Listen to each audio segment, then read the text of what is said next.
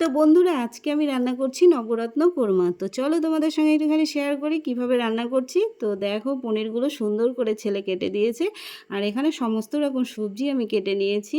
তো দেখো, বিনস, গাজর, ক্যাপসিকাম, আলু, তারপরে ফুলকপি, আর এই দেখো মটরশুঁটি। এটা হচ্ছে সব থেকে স্পেশাল।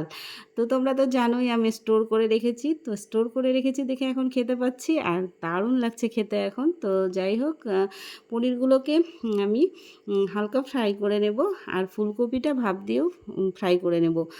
তো দেখো, ফ্রাই করে নিয়েছি।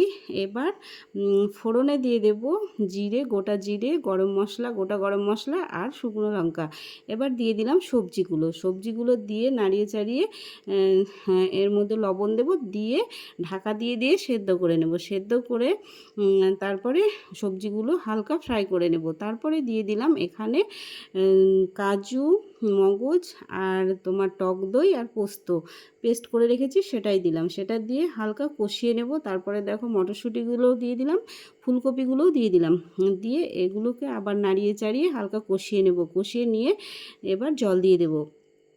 তো জলের পরিবর্তে কিন্তু এখানে দুধ দেওয়া যায়, কিন্তু আমি জলই দিয়েছি। তোমরা কিন্তু দুধ দিলে দিতেই পারো। তো যাই হোক, এবার পনিরগুলো দিয়ে দিলাম, দিয়ে হালকা আঁচে ঢাকা দিয়ে দেবো। ঢাকা দিয়ে আরও সুন্দরভাবে সবজিগুলো মজে যাবে। আর এখানে দেখো, দুটো কাঁচা লঙ্কা দিয়েছি, কারণ এটা মিষ্টি মিষ্টি বেশি খেতে ভালো লাগে, তার জন্য হালকা ঝালই দিতে হয়। তো যাই হোক, নামানোর আগ দিয়ে দেখো এখানে একটা ভাজা মশলা দিলাম, সেটা হচ্ছে গোটা জিরে, ধনে, তারপরে শুকনো লঙ্কা, গোটা গরম মশলা ভেজে করেছি। তো দেখো, নামানোর আগ দিয়ে দিলাম। তো কেমন লাগলো জানি।